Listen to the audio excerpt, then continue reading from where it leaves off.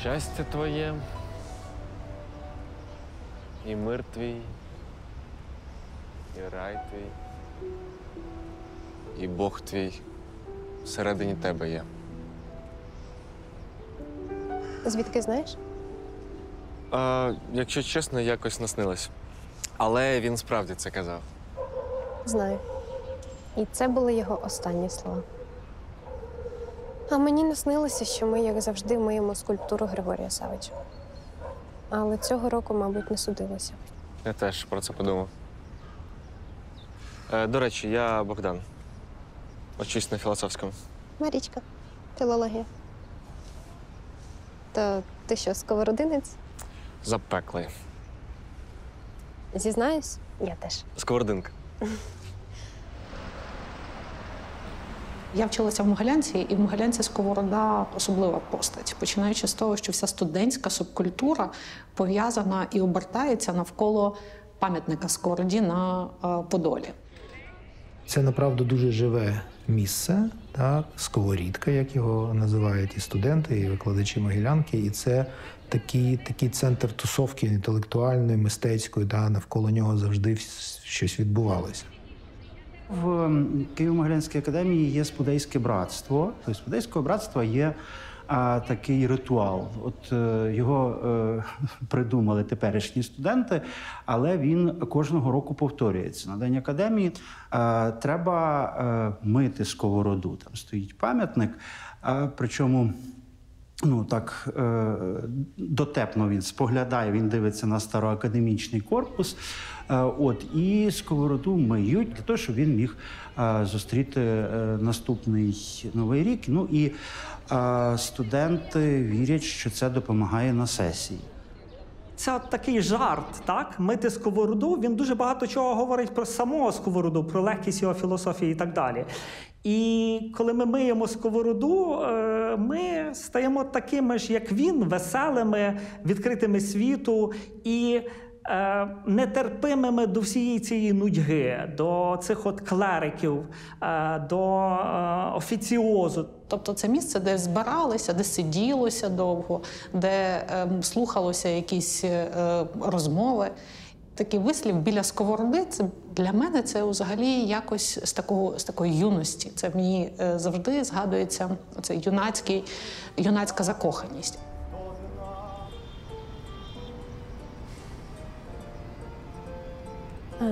Ти знаєш, є одна пісня на текст «Сковороди», яку я часто слухаю, коли сюди приходжу. Оціниш? Угу. Нащо мені замишляти, що в селі родила мати, нехай у тих мозок рветься, хто високо вгору дметься. Як і сам автор. Угу. Ти знаєш, незважаючи на величезну кількість книжок, статей і дисертацій, чомусь його таємниця досі не розгадана. Абсолютно. Мене враження, що він постійно вислизає з усіх цих стереотипів, які на нього нагромадили. Угу. Світ ловив мене та не спіймав. І не може спіймати вже 300 років. Слухай, може нам це вдасться? Не знаю, це як ловитва невловимого птахи. Хоча б наблизитись до нього, є шанс. Хто знає, можливо. Так давай спробуємо. Прокладемо маршрут, проїдемось місцями, які були важливі для Григорія. Може, щось і зрозуміємо. І знайдемо свою власну сковороду? Щось в цьому є. До речі, ти знаєш хлопця на ім'я Олексій Чекаль? Це дизайнер твого худі. Справді? Так. І ти його знаєш? Так. Особисто? Особисто. Клас.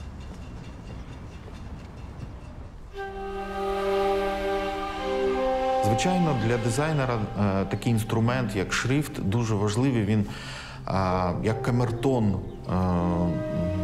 естетичного світогляду допомагає відобразити і передати атмосферу.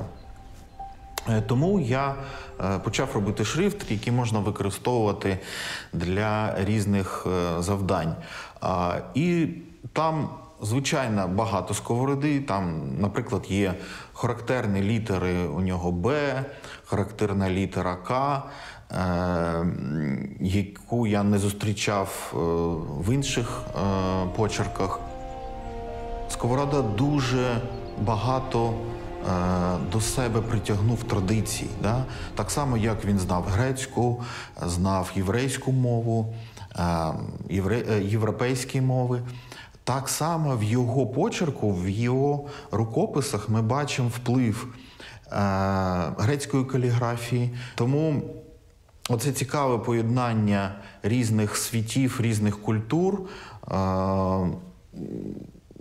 є і символом самого Сковороди, який намагався як губка втягнути все красивіше з різних релігіозних традицій, так і естетичних традицій.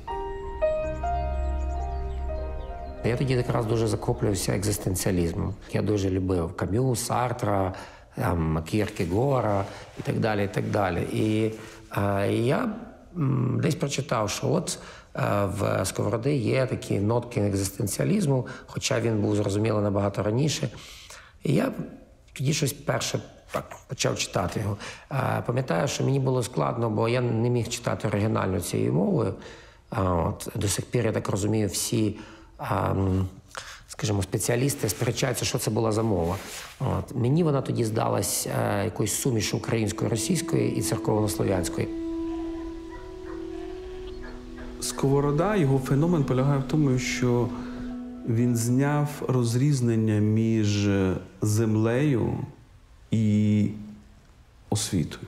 Оце поєднання якихось таких от аграрних, майже ботанічних корінь і високої освіти. Це взагалі такий, мені здається, лейтмотив української культури дуже цікавий. Тобто настільки популяризований український філософ і письменник, що нове покоління людей, з яким у нас розрив там років 10, говорить про те, що це вже попса.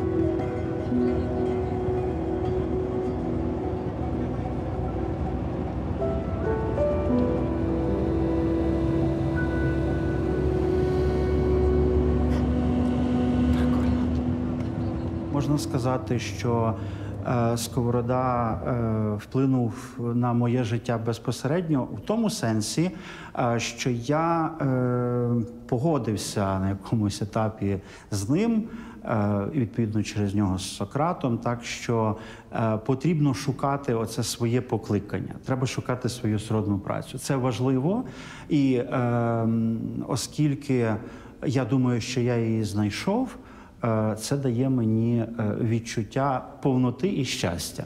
Я знайшов для себе формулу, як назвати Григорія Савича Сковороду, виходячи з реалій вже 21 століття. Він був взірцевим тренером з особистого зростання. Оці от сьогоднішні тренінги, на які записуються люди і платять грубі гроші для того, щоб їм трішечки якось підкоригували їхній світобачення і самооцінку, от цим, власне, він і займався.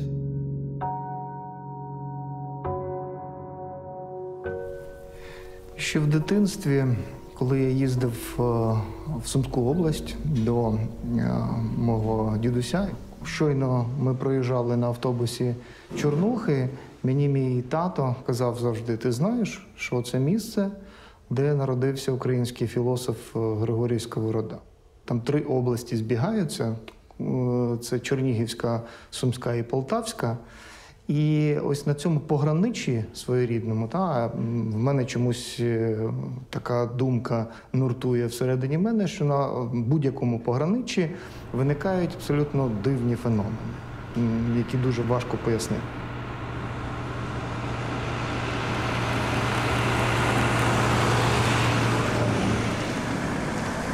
Отже, сотенне містечко Чорнухи Лубенського полку, нині Полтавської області. Саме тут з'явився наш Григорій Савич. Народився в сім'ї малоземельного козака Савки Сковороди і Пелагеї Сковородихи. А ти чула версію, що його батько був спадковим козаком-характерником, таким собі українським супергероєм? Точно. І звідти всі ці легенди про його надвластивості. Так ніби в зливу він залишався сухим і пішки міг обганяти кінні екіпажі. Знаєш, дивно, що про нього ще не зробили комікс. Це точно. А ось про його мати відомо, і це, до речі, більше схоже на правду, що вона походила з аристократичного кримсько-татарського роду шангіреїв, які були вихрещені ще в часи Хмельниччини. Правда? Угу. До речі, не знав про це. Дійсно, Пелагея Сковорода з деяких джерел походила з роду Шангіреїв, як то кажуть джерела, або Шагін-Гірая. Це буде правильніше, тому що Шагін-Гірай – це був спадкоємець трону, або Калга, такий титул в нього був. І це був така яскрава особистість, він жив в 17 столітті, він належав до такого знатного роду Гіраїв, а Гіраї кожен українець і 16, і 17 століття, і 18 також знали, хто такі Гіраї. Тобто це були династія, котра правила Кримським ханством. І, звичайно ж, це ж були добросусідді, і з Гіраями дуже були добрі стосунки у українців. Це цілком імовірно, тому що українці того часу, вони були споріднені з тими народами, з якими вони весь час контачили. Ми ж пам'ятаємо, що Богдан Хмельницький спілкувався з кримським ханом без перекладача. Що ми ще знаємо про його дитинство? Так, ми знаємо, що з дитинства він захоплювався музикою, співав церковні пісні і слухав кобзарів. Кажуть, з 5-річного віку сам міг змайструвати сопілку і відтворювати на ній пташиний спів. А в 7 років його віддали до 4-річної діківської школи. І там місцевий священник неодноразово радив батькам продовжувати його навчання. Як завжди, чинники, які впливають на дитинство, вони є комплексними. І я думаю, що на перше місце можна поставити вплив природи і те, скільки дитина може проводити часу, спілкуючись віч-навіч з природою, яка оточує, яка формує тебе як особистість. Дитинство Сковороди – одна із таких найтаємніших, непрояснених тем, тому що залишилося дуже мало, і вони, ці відомості, якісь такі куці, непевні, радше вони нуртують у вигляді якихось міфів.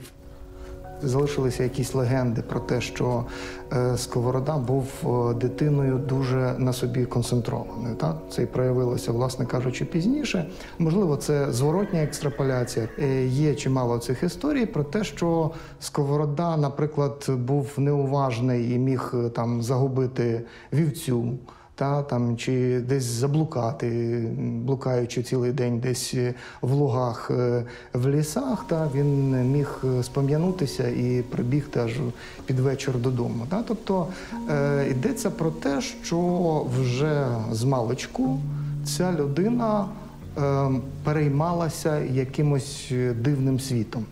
Оця така віта контемплатива, споглядальницьке життя, я думаю, домінувало в ньому ще з самого дитинства.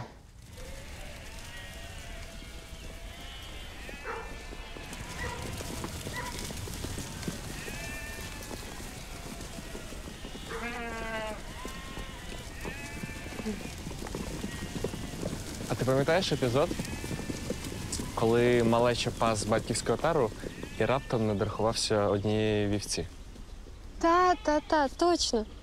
І за це іще Григорій був дуже жорстоко покараний батьком. Через що втік з дому аж на 2 місяці. Кажуть, що він переховувався в сусідньому селі Харсіки, де за їжу випасав чужі отари і допомагав місцевим по господарству. Слухай, так може через це Харсіки досі сперечаються з Чорнухами за право називатися справжньою батьківщиною Сковороди? Знаєш, я б на їхньому місці побудував би власну меморіальну садибу. Але це таке. Річ у тім, що, можливо, зникнення вівці є центральним епізодом його дитинства. Якщо чесно, віддає психоаналізу. Ну ти подумай, звідки в нього взявся цей потяг до усамітнення, до чисельних майбутніх мандрівок? Всі корені в дитинстві. Ну, може. А його знаменита зустріч з імператорським посланцем, який приїхав мовляти Григорія повернутися до царського двору. Та застав сковороду, який грав на сопілці, і поруч паслась вівця. Як там було? Мені сопілка та вівця дорожчі царського вінця. І це може означати, Що він нарешті відшукав свою вівцю. ми не даремно з'їздили до Чорного.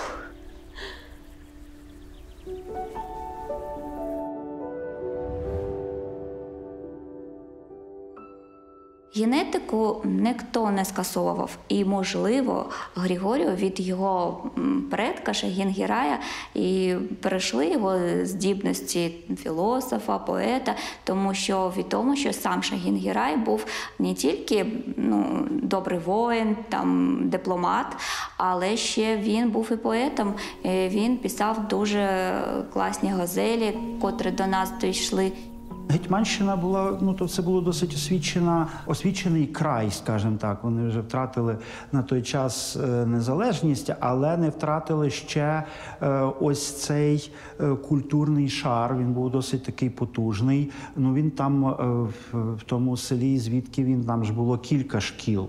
Існувала тоді досить розвинена низова освітня мережа. Існували всі ці школи, куди діти, а все ж таки Сковорода був з козацького роду, тобто куди діти козаків могли вступати, і пізніші колегіуми і так далі, де вчилися місцеві діти. Мені здається, що взагалі для України характерно, що люди, скажімо так, невисокого походження, не обов'язково зі шляхти, увійшли в нашу культуру як наші генії.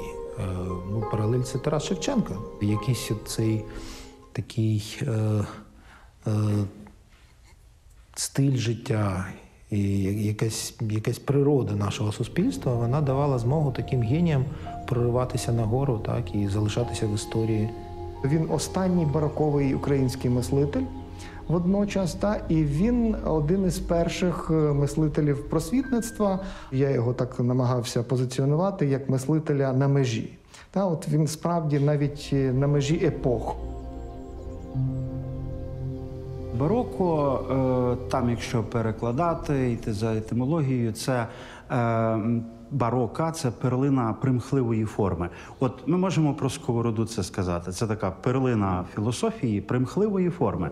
Тому що він не дбав про те, щоб, скажімо, вибудувати якусь струнку систему своїх, звести в систему свої погляди. Тобто оця примхливість, ця невпорядкованість, бароко невпорядковане, воно, тут можна сказати, зумисно хаотичне.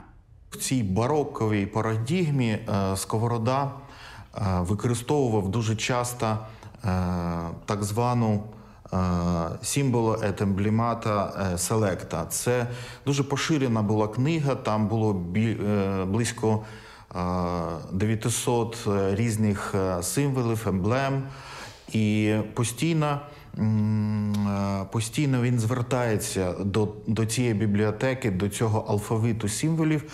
Він відтворює в собі, в своєму житті, в своїх культурних практиках, поведінкових практиках оці особливості барокової доби. Буремної, суперечливої, антитетичної, такої, яка поєднує непоєднуване. От Сковорода теж поєднував непоєднуване. Характерними рисами бароко є в першу чергу синтетичність. Бароко намагається поєднати ті попередні культурні епохи, які ніби зникають. Середньовіччя з його чорно-білим і однозначним маркіруванням світу Бог і диявол, верх і низ, чорне і біле, і кольорове, в хорошому сенсі слова, розбещене відродження, коли цінності набувають нового сенсу, коли людина стає цінністю. Кант прожив ціле життя в одному місці. Гегель там теж не аж так багато мандрував, переміщався. А от Сковорода, ми маємо постійні ці мандри, ми маємо постійне оце переміщення. І це якось дуже корелює от з цією такою з бароковим світоглядом.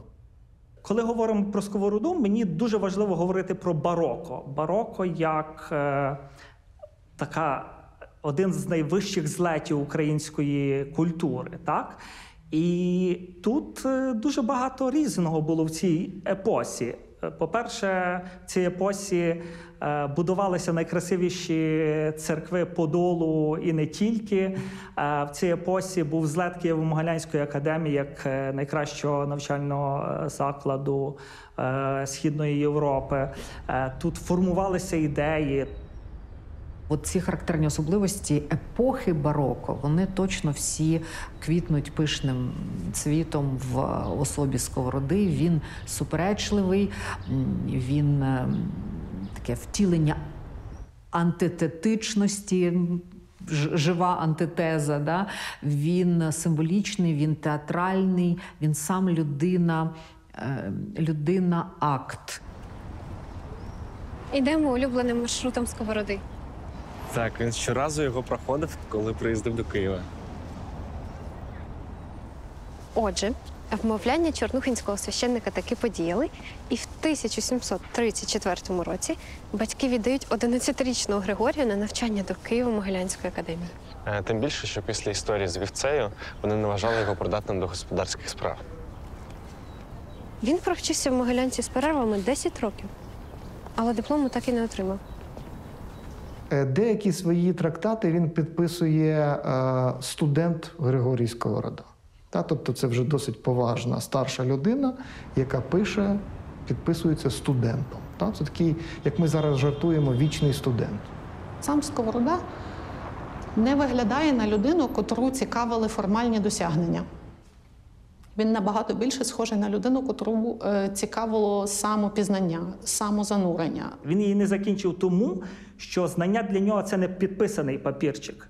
Знання для нього – це щось реальне, що тобі потрібне, що ти береш. Коли це просто якийсь кар'єрний стрибок чи умовність, так, ти це залишаєш, ти це кидаєш. Стосовно сковородинового навчання в Могилянці, важливо сказати, що ця людина проявила себе на різних рівнях. І передовсім він проявив себе в сфері музики. Тобто це була з дитинства обдарована людина в різних сферах. І от музика, напевно, ще з дитинства була його одним із улюблених таких занять. І треба сказати, що Сковорода був людиною, яка була досить така схильна до вивчення іноземних мов. У Сковороди в Могилянці були і вчителі, про яких ми знаємо зараз. Тобто можна згадати ім'я, наприклад, Симона Тодорського, який був таким викладачем іноземних мов. Це людина була теж поліглотом, напевно. Тобто він викладав не тільки західні мови, але й східні мови. Він, значить, давньоєврейську мову викладав. Можна сказати, що Сковорода в Могилянці отримує доволі ґрунтовну освіту. Здається, я знайшов пояснення, як босоногий сільський хлопчик перетворився на вишуканого інтелектуала. У листі до свого учня, Михайла Ковалинського, Сковорода дає йому поради, як досягти успіху навчання. Слухаєш? Угу. Вони такі. Знання грецької та римської літератури, яке дається нічними заняттями, втеча від юрби та морських справ, зневага до багатства, піст і покірність, коротше, зневажання плоті, щоб здобути дух. А ти сам взагалі уявляєш, як сьогодні звичайному студенту можливо дотримуватися всіх цих заповідей? Ну, це вибір. Хочеш бути як Сковорода, ночами вивчай античних класиків, а не сиди з друзями в барі. Ну, маєш бути якийсь компроміс. Можливо. Жити в Києві нелегко, ніяких стипендій немає, і вони живуть за власний рахунок, так як можуть. Світла нема, темрява, холодно, і, відповідно, єдиною мотивацією залишається оце бажання бути частиною студентського середовища. Багато треба вчити, багато треба зобрити на пам'ять. На початку мови. Мови не просто як інструмент, а мова як створення середовище, в якому ти потім професійно будеш жити. Взагалі вся українська інтелігенція 17 століття знає мінімум 6 мов. Нам зараз важко оцінити, хто саме був, ну, скажімо так, одногрупниками, так? Але в будь-якому випадку це все одно еліта того часу. Це все одно люди, які вже вміли мислити. І от навчитися мислити, звісно, що це було і до періоду Києво-Могилянської академії, але це вже систематизоване мислення. Це взагалі для сільського хлопця розуміння, що є інший світ. Є світ книг, світ знань, світ філософії. І, як кажуть, Сковорода буде потім постійним студентом. Він збереже цю здатність вчитися, яка притаманна далеко не всім людям взагалі. Пам'ятаємо, що, скажімо, ці такі видатні постаті імперські, такі, скажімо, як Ломоносов, так, вони теж вчилися в Могилянці, бо це був центральний заклад. Тобто той факт, що Сковорода вчився в Могилянці, власне кажучи, створювало великою мірою для нього вже таку трамплін, можна б сказати, так, в найбільш освічені прошарки не ті Гетьманщини, а Гетьманщина була донором інтелектуальним для Російської імперії в той період загалом.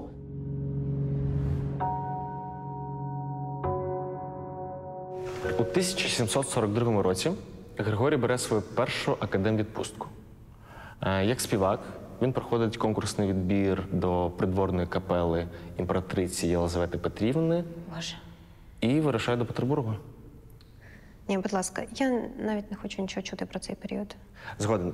Тим більше, що Григорія, за словами того ж Ковалинського, пекла постійна відрази до цього краю. Тобто до Московії. Справедливо. Тому після 2 років кар'єри при дворі він повернувся до Києва, щоб завершити курс філософії. Ну і правильно. Я би теж так зробила. Відкрити для себе нове, побачити зовсім інших людей. Це все одно це інша культура, це інше світосприйняття. І побачити різне. І якраз все життя його, воно виглядає як пошук різного. Дуже важко давалося багатьом українцям, багатьом тим, хто виріс в Гетьманщині, життя в Петербурзі. Це зовсім інша субкультура, зовсім інший клімат, зовсім інші якісь стосунки. І це, можливо, було причиною рішення повертатися. Тобто влаштування себе в певну ієрархію і функціонування всередині ієрархії не відповідало тому, як він взаємодіяв зі світом. Сковорода ніколи не хотів подовго перебувати за межами своєї рідної землі. Він завжди повертався назад. І де б він і скільки не перебував, в якийсь момент він все кидає і мусить повернутися назад в свою, як він каже, матір, до своєї матері Малоросії і пізніше до своєї тітки України, яка тоді називалася Слобожанщина. Коли ми подивимося на цей царський двір, так, французька мова, французькі десерти, якась там трошки з Відня мода і так далі. І їхні іміджмейкери того часу активно починають вносити все це український елемент, так? Українських хлопчиків у капелу. Імперія не визнає оцього іншого українця. Імперія візьме від нього фольклорне, етнографічне, оце атракційне, цікаве, але його інтелектуальне не візьме. І Сковорода, так, він прижився у статусі цього співака, але він не хотів бути в Москві як інтелектуал. Він там не зміг бути. От я просто спеціально перенесусь в 20-те сторіччя. От найбільшою мрією для людей, які цікавились фізикою чи математикою в школах, в будь-якому, неважливо, в глухому карпатському селі чи в естонському приморському місті, було поступити в Московський фізико-технічний інститут. Це був самий крутий університет, і люди в той момент не задумувались про імперія, не імперія. Їм хотілося проявити себе, там було більше можливостей. Особливо молоді люди, в яких не було ідеологічного підґрунтя. Я думаю, що в тому сенсі Сковорода це так і сприймав.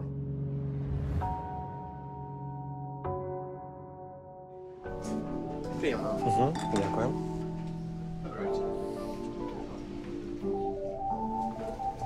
Прошу, пані. Дякую.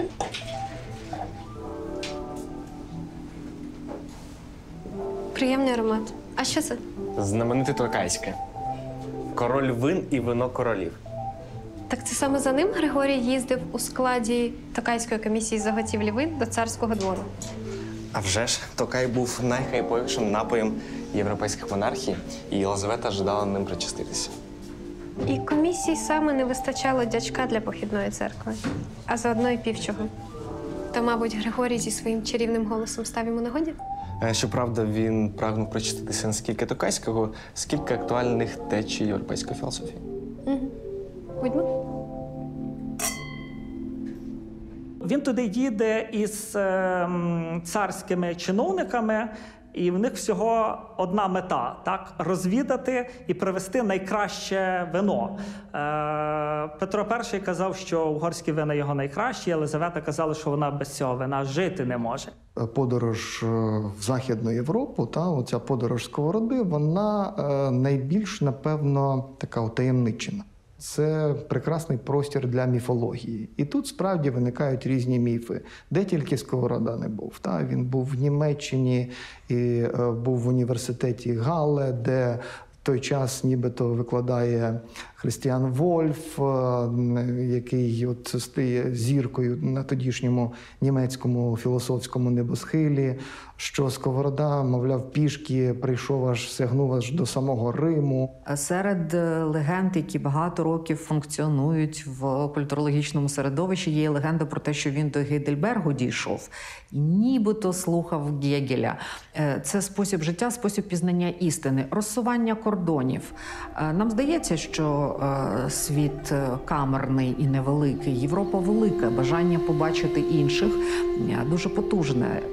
Також він, звісно, що відвідує університети європейські, німецькі в тому числі. Він бачить, як ця Європа виглядає. І це дуже важливий момент, тому що тут він свій. І ще 300 років тому Сковорода нам каже, що українці завжди були європейцями, українці завжди були близькі до цього. Система освіти у Могилянці відповідає системі освіти в інших університетах. Сковорода може на рівних спілкуватися з інтелектуалами тодішньої Європи. Якщо запитати будь-якого студента на сьогоднішній день, що ви знаєте про Сковороду, напевно, найперше, що нам зможуть відповісти, це те, що він є мандрівником. І це дуже потужний образ, який, як на мене, і зробив з нього таку легенду. Немає більше прикладів настільки популярних, хто подорожував протягом всього життя і пізнавав. І от мудрість складав на ногах, подорожуючи. Те, що сьогодні ми сприймаємо як туризм, тоді сприймалося як навчання, обмін досвідом, способами життя.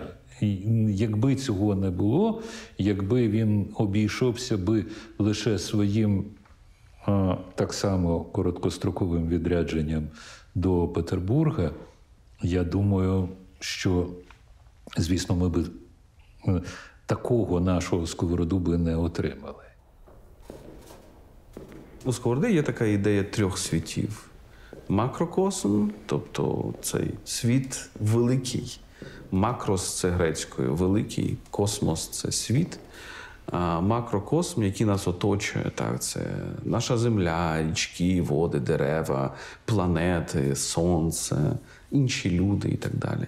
Є поняття мікрокосм, тобто мікрос маленький світ, це якраз внутрішній наш світ. Він вважає, що цей внутрішній світ він не менш цікавий і не менш обширний, ніж оцей великий макросвіт. І те, що він називав символічним світом, світом символів, для нього це була Біблія. Але ми можемо сказати, що це взагалі світ культури. Сковорода цілковито відкидає буквальне розуміння Біблії. Він вважає, що це хибний шлях. Щойно ми буквально сприймаємо оці сюжети, які сповнена Біблія, ми потрапляємо в пастку. Є мікрокосм – це сама людина, яка от, власне, опосередковує. Вона в цьому великому світі міститься, і вона так само здатна розуміти чи вміщати в себе цей світ символічних тлумачень, світ, це пов'язано з Біблією, мудрістю і так далі. От, відповідно, людина знову ж має досягнути певного наповнення ось цим символічним світом значень, тоді вона буде знову ж почуватися щасливою. Це ми думаємо, що постмодерн вигадав оце вміння ковзати між сенсами, текстом, контекстом, гіпертекстом і так далі. Ні, Сковорода прекрасно рухався, ковзав між різними сенсами одного і того ж образу. Він як перлини перебрав оці цитати біблійні, відшукував в них нові відтінки, нові нюанси сенсу.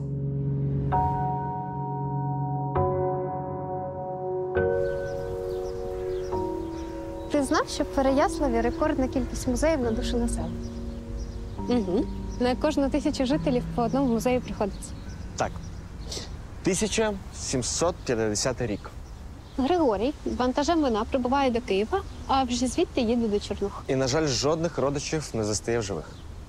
І тоді він приймає пропозицію переяславського єпископа Никодима Серебницького. Ага, і влаштовується до місцевого колегіуму працювати вчителем поетики. Але це вже початок 51-го. І Григорій вже не здібний сільський хлопчина. А вишуканий європейський інтелектуал, на якого вплинула філософія Розенкрейцерів, Педагогіка Коменського, вільнодумство Вольтера, містичні ідеї пієтизму. Тому нічого дивного в тому, що місцеві викладачі прийняли його в багнети.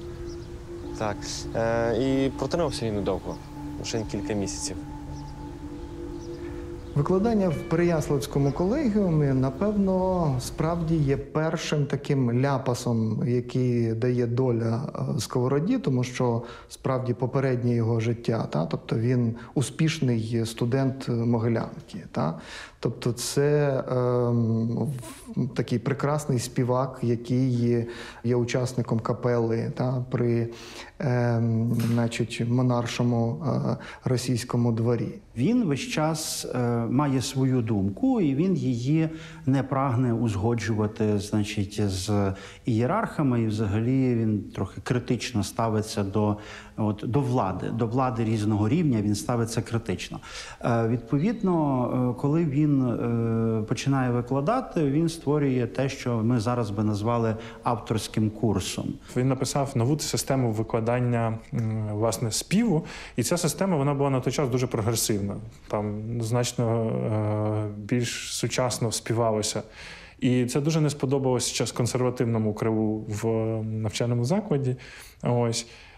І Сковороду почалися утиски, викладають як по-старому, не треба тут вводити своїх інновацій.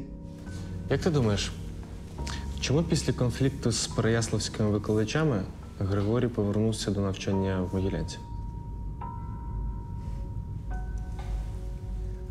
Може, за її стінами він просто ховався від життєвих бурь? Мені здається, що конфлікт з цими консерваторами дуже сильно на нього вплинув.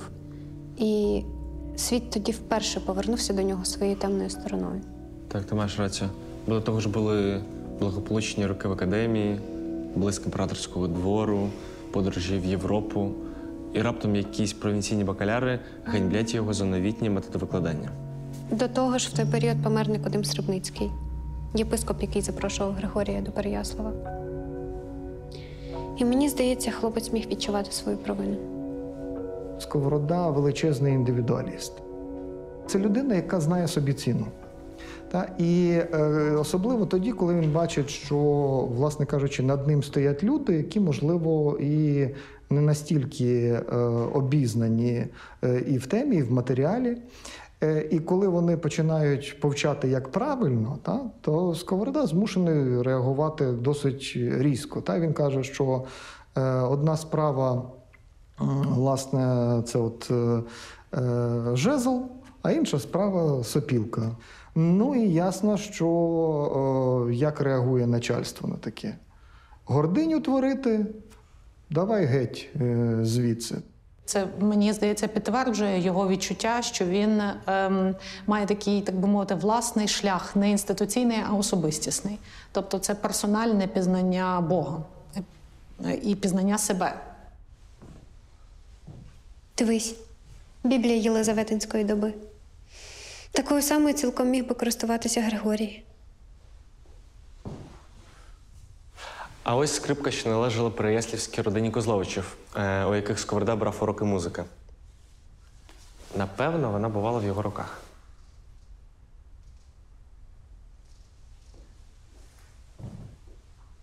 А це найстаріший портрет Сковороди.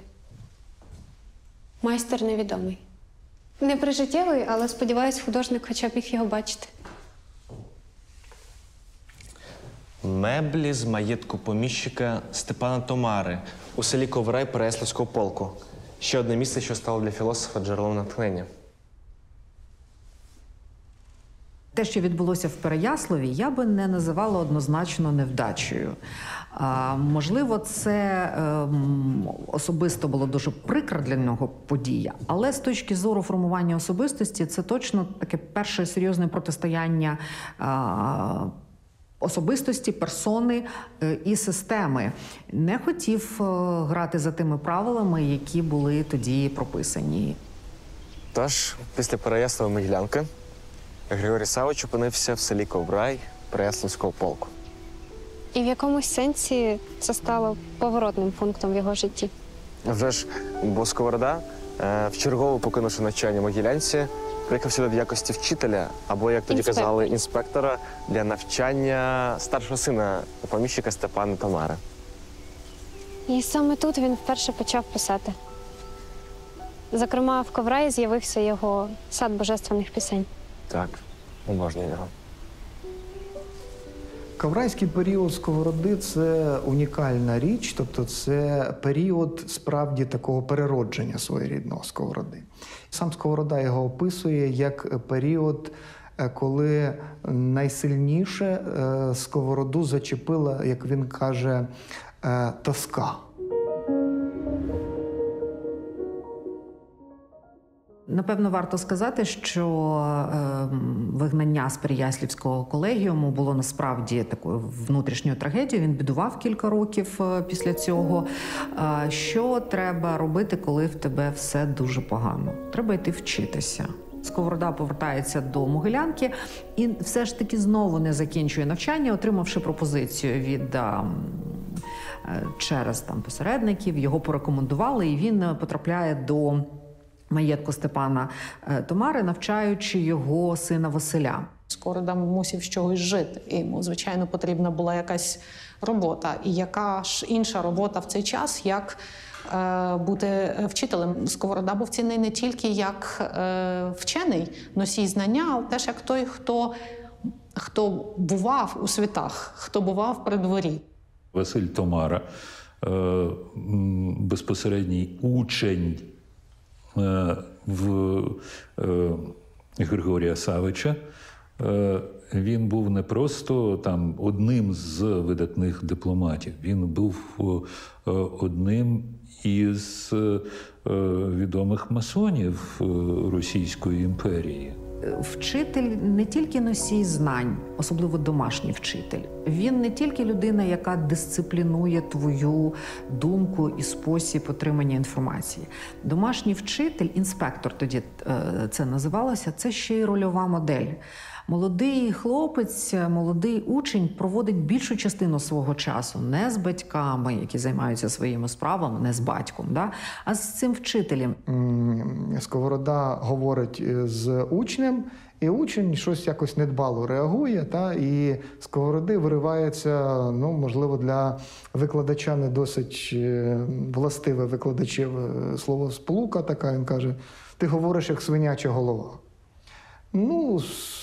Слуги почули, донесли матері, і вона, ясно кажучи, стала на захист своєї дитини і попросила чоловіка, щоб звільнили негайно. До речі, Василь Тамара зберіг повагу до свого домашнього вчителя на все життя. Він потім поїде вчитися в Відень і в Замостя, в Замойську академію.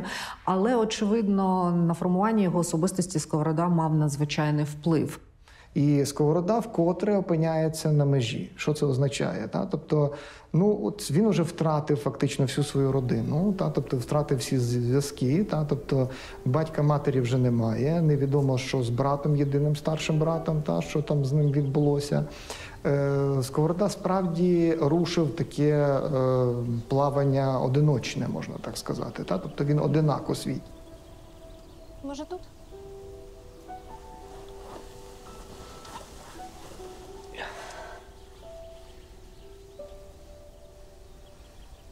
Цікаво, що натхнення відвідало його не де-небудь, а в маленькому селі. Ти знаєш, мені здається, що потяг до творчості він відчув значно раніше.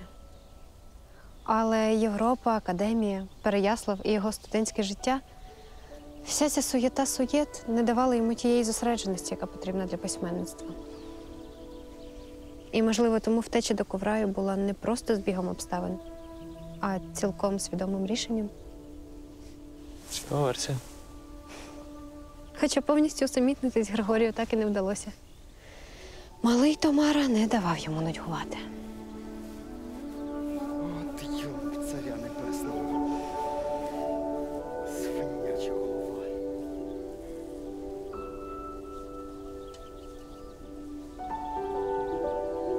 Такий дзвіночок з'являється у людини, якщо він нещасливий, то чому він нещасливий? І, власне, це алгоритм такий. Ти нещасливий, відповідно, ти потребуєш самопізнання. Пізнання себе, і людина схильна, бачачи себе в дзеркалі, думати, що вона себе знає. Тобто, принаймні, знає, як вона виглядає зовні. Але, насправді, людина набагато більше, ніж це віддзеркалення в дзеркалі. Мені здається, що він багато в чому характеризує українців, так? Що коли ми на різних історичних етапах терпимо ту чи іншу невдачу, ми все одно знаходимо собі сили, щоб відновитися, так? Бо ми знаємо, що головне попереду. Україна завжди фронтір. Це маємо зрозуміти. Наша поліглотія, різність і наявність різних економічних способів організації життя, така динамічність соціальних структур, політичних структур. Це все надзвичайно важливе і потребує від українців дуже важливого, адекватного способу реагування, гнучкості, адаптивності, знання мов, вміння існувати в різних середовищах. Сковорода такий. Він розмірковує про щастя, що є щастя. Він розмірковує про рівність, нерівність. Тобто це все питання значною мірою безпроблемного суспільства. А та неволя, в якій опинилася Україна, таке враження, що він її, або вона його не дуже хвилює, або вона для нього не є в фокусі просто тому, що вона безпосередньо його не торкається. І тоді просто треба розуміти, що це таке 18 століття, коли багато соціальних проблем залишаються поза увагою філософа, тому що це для нього низькі матерії.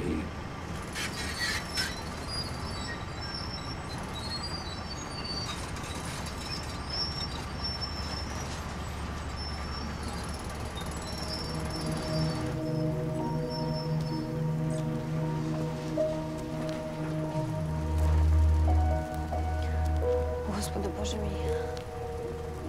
Сковорода говорить про те, що головне завдання людини – це пізнати себе, розібратися, ким ти є.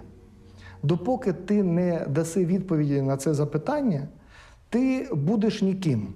Ти будеш ким завгодно, за тебе будуть робити цей вибір, а ти, власне кажучи, ти втратиш самого себе. От втрата самого себе – це і є стан нудьги.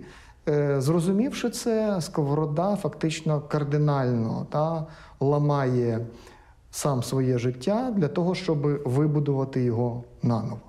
Все своє життя він будував так, щоб оцю фактичність якби винести за дужки, подолати оцю фактичність, піднести своє життя до філософії, зрештою піднести своє життя до Бога. Він немов бачить відображення Бога в кожній людині, в кожному елементі, в кожній живій істоті. Він говорить, наприклад, про внутрішнього Бога, про свого внутрішнього Бога. Я дивлюсь на це і думаю, а що зараз діється в Харкові?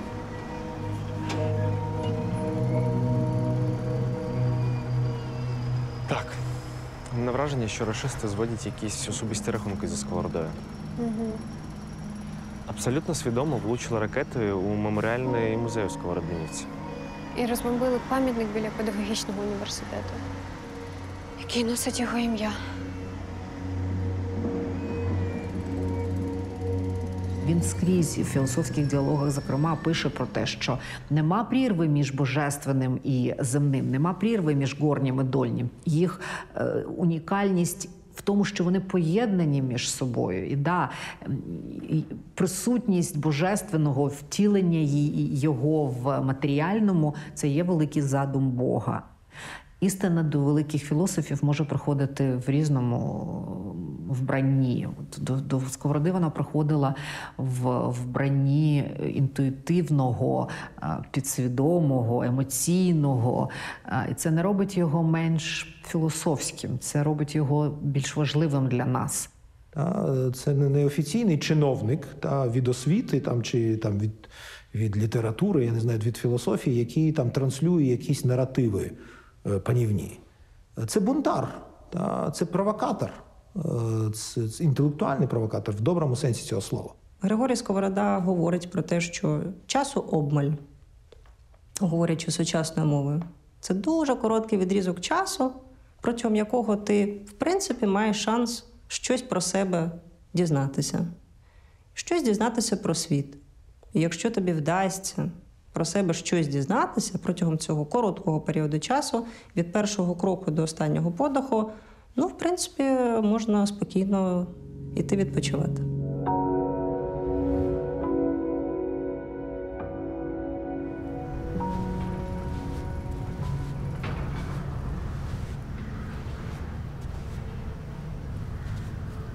Що ж, у Харкові починається найважливіший і найпродуктивніший період у житті Григорія Савича. І його остання спроба соціалізуватися. Ого, яке слово. Ну так, задля можливості передати свої знання ще одному поколінню, він був готовий ще трохи погратися зі світом ухованки.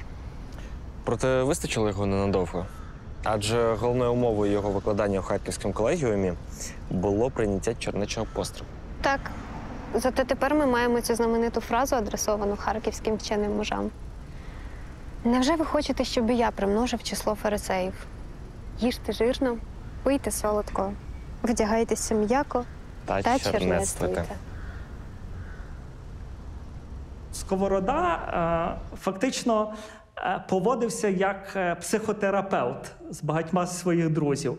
Ковалинський дуже боїться смерті і повідомляє про це Сковороді. Сковорода бере флейту і йде з Ковалинським на цвинтар. І Ковалинський ходить по цвинтарі, бачить ще розкопані деякі могили, а Сковорода десь у гайочку підспівує на флейті. І отаким він займався. Він був досить гострим чоловіком. Тобто він не був таким якимось єлейним характером, з яким чудово всі порозумівалися. Коли ти читаєш його характеристики учнів, вони дуже гострі. Вони часом дуже нетолерантні, щось таке, що вже сучасний світ не міг би прийняти абсолютно. Тобто, я пам'ятаю, наприклад, характеристики учнів на кшталт «вісьма туп». Він так само для багатьох студентів є символом анархізму і символом свободи. Якщо людину виганяють з викладацької роботи, для молодого покоління, для студентів це дуже хороший знак. Це означає, що він йшов іншим шляхом, і він робив щось дуже нестандартне, що не приймалося, скажімо так, академічною спільнотою. І от питання таке теж, воно провокаційне і трохи авантюрне. А от ми дуже любимо Сковороду. А чи міг би сьогодні Сковорода викладати в українських університетах? Ось такий спосіб викладання викликає недовіру у багатьох як викладачів, так і студентів, між іншим. І деякі студенти навіть лякаються Сковороди. Одначе Сковорода вирішує, що він готовий радше припинити таке навчання, ніж входити в глибший конфлікт із колегами, із очільниками колегії. Він йшов на такий конфлікт, але з іншого боку, насправді виходило завжди так, що він уникав, тобто, щоб конфлікт там не розгорявся, бо все ж таки він християнський філософ. Відповідно, він просто виходив поза межі цього конфлікту, але залишався таким принциповим, наполягав на своєму баченні. Однак він так само був людиною, яка будувала дуже глибокі прив'язаності, наприклад, з його учнем Ковалинським. Це всежиттєвий зв'язок. Нам залишилося листування, наприклад. Ми знаємо, що між ними постійно відбувався обмін. Ми знаємо теж, що він був настільки емоційним, що вже теперішній читач не зовсім навіть може зрозуміти таку глибоку емоційність між вчителем і учнем. Він іде з Харківського колегіуму через те, що мав дуже серйозні звинувачення в моральній поведінці. Дружба, яка існувала, і спілкування, яка існувала між Сковородою і Ковалинським, було не так, як треба, розцінено тогочасним богословським середовищем. Сковорода надзвичайно образився, і це була така, знаєте, звинувачення в такій непростойності руйнувало його відчуття світу, його модель світу. Відомо, що хоча він тримав біля себе молодих хлопців, оцих усіх підозр не треба, тому що він був дуже цнотливою людиною і він дбав про свою цноту. Тобто оцих фантазій не треба. Да? Я нічого поганого в цьому, власне, якщо чесно, я не бачу, але не був він ні Сократом, ні Платоном, які ці речі практикували. Дуже важко його зарахувати до якоїсь традиції, ототожнити з якимось вченням. Він, перше, не створює системи. Для нього філософія – це простір свободи мислення, який, власне кажучи, і спрямований. Це мислення спрямоване на те, щоб віднайти себе, знайти важелі своєї власної, даруйте за таку тавтологію, самовладності. Тобто зрозуміти, що тебе рухає в цьому світі. Тож, викладач Харківського колегіуму перетворився на дауншифтера. Так. І почав вести життя пустельника та мандрівного філософа. Це тривало майже чверть століття, аж до самої його смерті. Скільки легенд і оповідок накручено навколо цього періоду.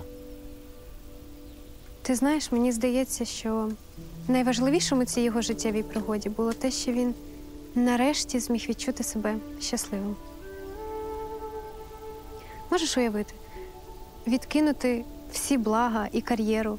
Він, по суті, відмовився і від сімейного затишку, і від комфорту, і врешті від спокійної старості.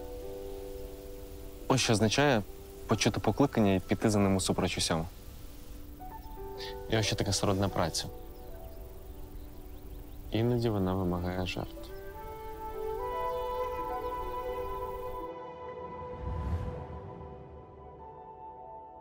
Середина 60-х років – це руйнація Гетьманщини. Гетьманство забирається, вводиться правління малоросійської колегії. Сковорода не реагував на політичні події, не було в нього персональної реакції, але саме в цей період він приїжджає на Слобожанщину, і от 30 років мандрів Слобожанщиною, внутрішній такий роман шляху, роман-шлях. Сковорода став мандрівним філософом, на мою думку, з двох причин. Перша причина – це ця просто невгамовна і непереборна жага свободи. Він дуже це любив. Він не міг би витримати, якби якийсь впертий бюрократ-кар'єрист розказував би йому, як жити. Він би не йшов на найменший компроміс. Оця супервідчуття, суперпозиція свободи, яка була частиною і культурного, і навіть, мабуть, біологічного ДНК Сковороди, вона б не дозволила цьому зробити. А друга причина, мені здається, до сих пір нікому не відома. Слобожанщина мені пропала до серця, бо це були вільні землі.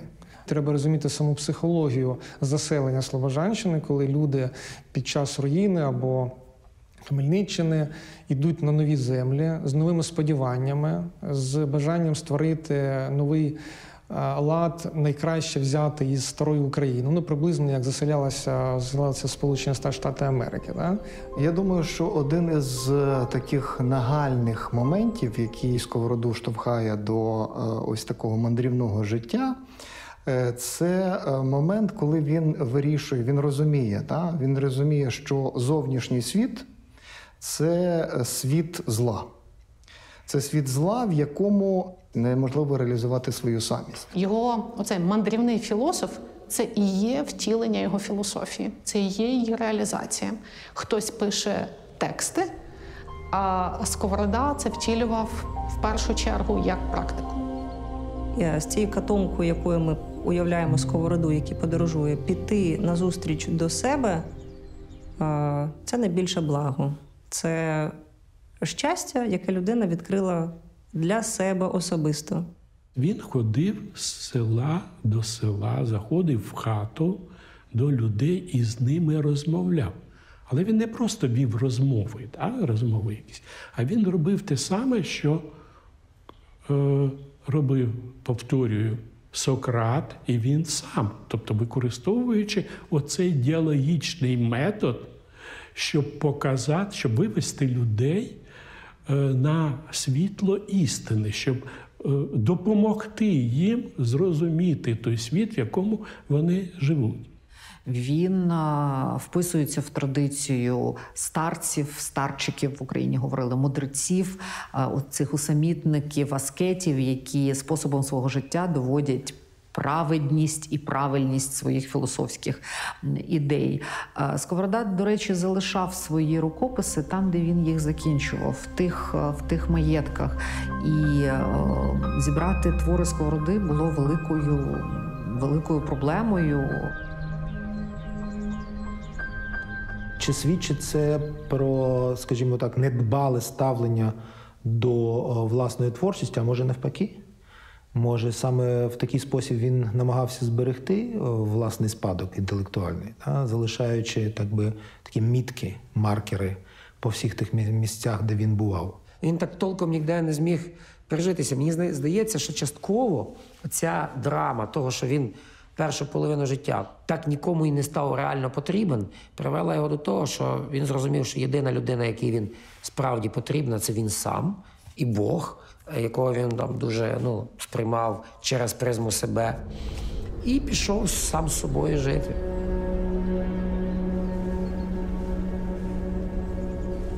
У ніч із 6 на 7 травня пролунав страшний вибух. Всі жителі Сковородинівки почули це. Це було десь близько об 11-й годині вечора.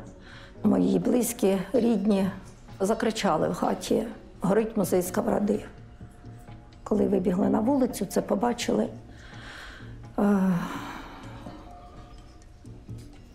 Звичайно. Бігли до музею. Які могли бути думки? Ти просто біжиш. Біжиш і розумієш, що сталося якесь страшне жахіття. яке взагалі не вкладаю, не може, розумом цього осягнути не можна.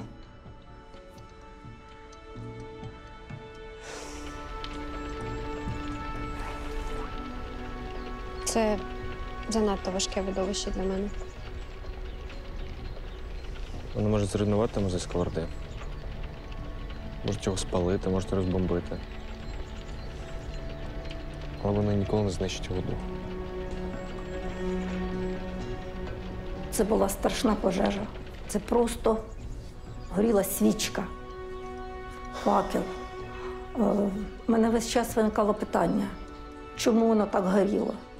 Тільки після того, коли вже військові обстежили, було сказано, що ракета, яку запустили в музей з рідким паливом, і ось це все спричинило велику пожежу. Не просто руйнування, а пожежу.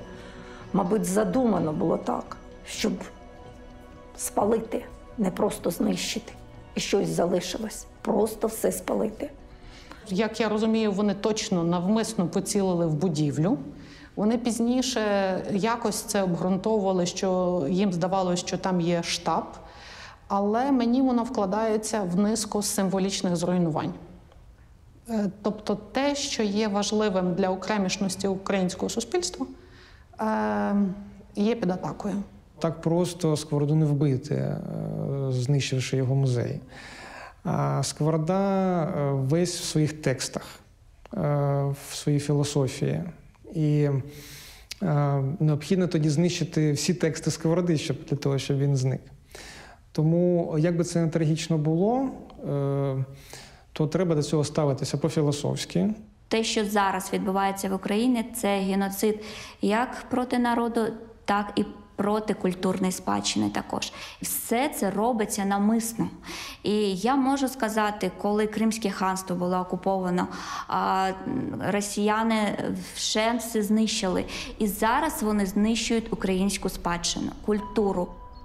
Цей музей в Сковородинівці був таким одним із центрів української культури на Харківщині.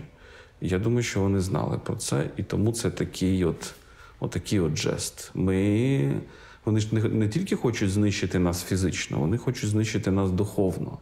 Це не допоможе їм ні в якому сенсі, бо те, що символізує Сковорода, те, чого навчив Сковорода, те, що залишив по собі Сковорода, не знищиш ніякою ракетою. І ракета влучила в музей, розтрощивши абсолютно все, що було в інтер'єрі. І залишився Сковорода, залишився пам'ятник Сковороді, який з таким сарказмом і з осудом, це дуже великий пам'ятник, такий 2-метровий, дивиться на все навколо, так ніби усміхаючись, знаючи, що все відбудується. Росіяни готові прийняти інших лише в тому разі, якщо вони відмовляться від власної ідентичності. Якщо вони скажуть, так, ми такі другорядні росіяни, вони ладні залишити нам, українцям, вишиванки, гопак і борщ, але вони не можуть визнати того, що в Україні, наприклад, була своя філософія, своя література, своя інтелектуальна традиція, своя музика, окрім народної, ще якась інша. Так? Вони палять книжки, приходячи в українські міста, вони перейменовують вулиці, вони винищують все, що говорить про нашу ідентичність, окремішність, унікальність, наш особливий шлях. Їм загрожує вільна Україна, в якій культура, філософія, історія, самоідентифікація – це є ключове. Вони хочуть стерти це з лиця землі. Тому дуже важливо нам прямо сьогодні почати відновлювати, показувати, що ми не знищенні. Ми як Фенікс будемо з попілу вставати і спочатку. І вони нічого з нами не зроблять. Є ще один дуже важливий концепт Сковороди – це ідея сродності. Коли ми діємо згідно зі своїм покликанням, оце є сродність. Тому що, ви знаєте, дуже часто густо обмежують цю ідею сродності тільки зі сродною працею. Це, зрештою, закон всього буття – сродність. Це закон, можна сказати, закон усього Всесвіту, коли споріднене тягнеться до спорідненого. Бути щасливим – це означає якраз бути спорідненим щодо самого себе, щодо інших людей, щодо суспільства, зрештою, щодо Бога. Сродна праця або відповідна праця – це праця, яка от найкращим чином підходить тій чи іншій людині. Тобто Сковорода вірить, що та чи інша людина є створена для певної праці. Якщо людина це знаходить, вона знаходить щастя. Сковорода, власне, про це розмірковує. Як знайти своє божественне призначення, як знайти, для чого ти прийшов в цей світ і відбутися в цьому світі.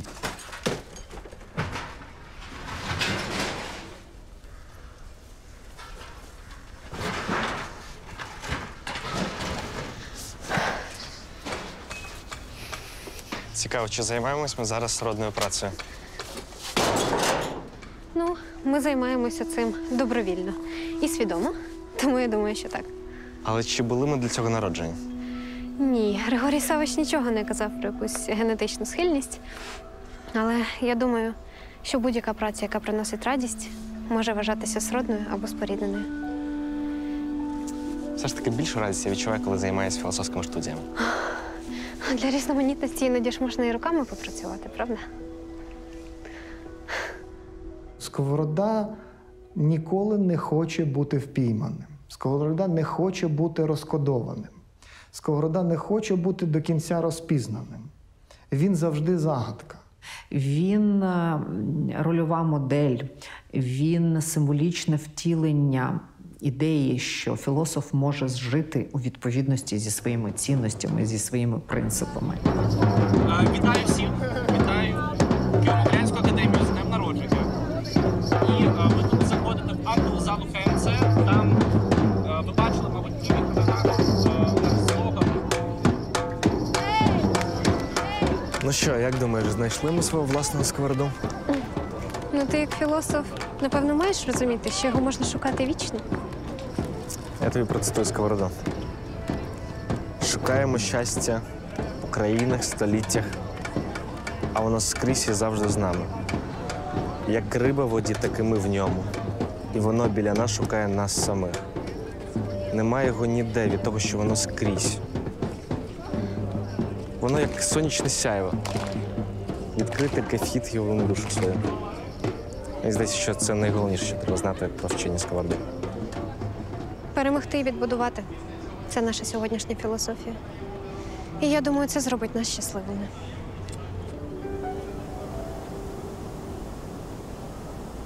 Я хотів би, щоб в університетах ґрунтовно вивчали, про що він говорив, чому це цікаво. Він був розумний чоловік, і він добре знав тренди тогочасного світу. І через нього можна дуже добре зрозуміти, от як тоді жила інтелектуальна Україна. Сковорода сьогодні міг би бути YouTube-філософом, який би збирав мільйонні аудиторії, тому що він дає людині дуже правильну відповідь на питання про те, як ти можеш бути щасливим. Щасливим ти можеш бути, реалізувавши свою сутність і відчуваючи повноту. Це такий цілющий молодильний бальзам, за допомогою якого кожен, хто читає Сковороду, повертається до витоків оцієї розумної, гострої, іронічної традиції, яка неймовірно цінна для Європи. Сьогоднішні діти там десь на межі від 8 до 12 років вже ставлять це запитання. А в чому сенс? А навіщо? А що? А я тут навіщо?